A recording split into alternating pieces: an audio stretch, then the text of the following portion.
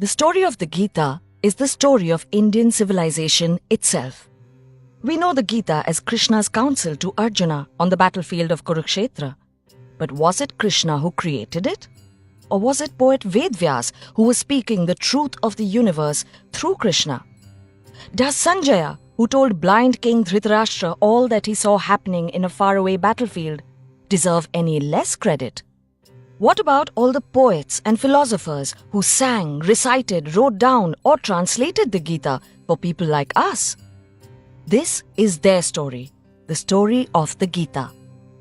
Right before the final confrontation between the Pandavas and the Kauravas, Krishna, who is the universe personified, rescues Arjuna from paralyzing doubt by giving him the essence of Vedic thought, the Bhagavad Gita. Vyas told the story of the Mahabharata to his disciple Vaishampayan, who told it to Romaharshan, who told it to Sauti, who told it to Shaunaka in the Naimish forest. 4,000 years ago, the rishis of Aryavarta composed the Rig Veda. In it, they praised the sun, the moon, and the planets. They paid homage to the forces that hold the universe together. In the centuries that followed, the Yajurveda spoke of rituals with which mortals might call upon the gods and praise them. After that, the Upanishads shifted the focus from the celestial to the human. Brahman, that which unites all beings, the song that vibrates and flows through all that exists, is shown to be a universal mind. Over centuries, after much debate and disagreement between monks, the Vedanta came to the people at last. The Puranas and the Ramayana and the Mahabharata were written down in Brahmi script for the first time ever.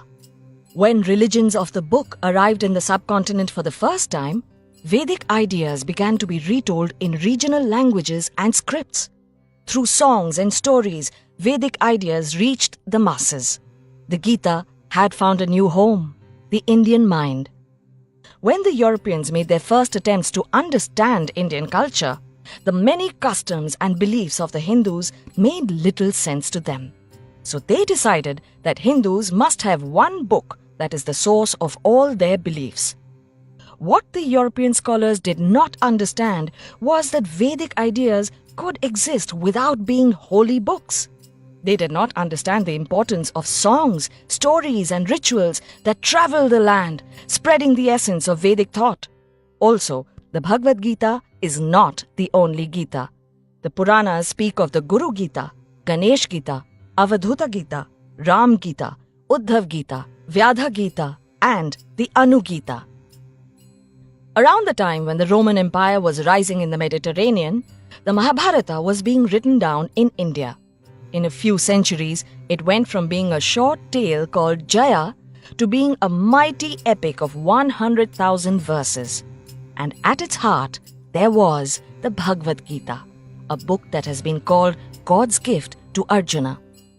Philosopher Adi Shankara saw in Gita the oneness of divinity and humanity. Ramanuj and Madhav found in the Gita the difference between the human and the divine. In the 20th century, Mohandas Gandhi, Lokmanya Tilak, and Bhimrao Ambedkar all found different meanings in the Gita. Across the seas, Huxley, Oppenheimer, and even Hitler found their hearts reflected in the Gita. There are as many avatars of the Gita as there are minds that it has touched.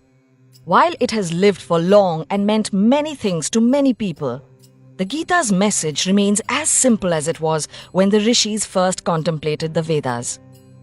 Our world is one of infinite variety and change. Life does not last, neither does death. We see the world as we are. We create meaning by giving shape to emptiness and by creating boundaries to contain the infinite. We create friends and enemies. We create right and wrong. We create our own truth and we let it define us. There are 3 paths that can help us find our way in this world. Karma Yoga, the path of action and acceptance. Bhakti Yoga, the path of devotion and surrender. And Jnana Yoga, the path of knowledge and understanding. When we understand the other person, we understand the universe. That is and has always been the way the world works. Inspired by Devdutt Pattanayak's writings.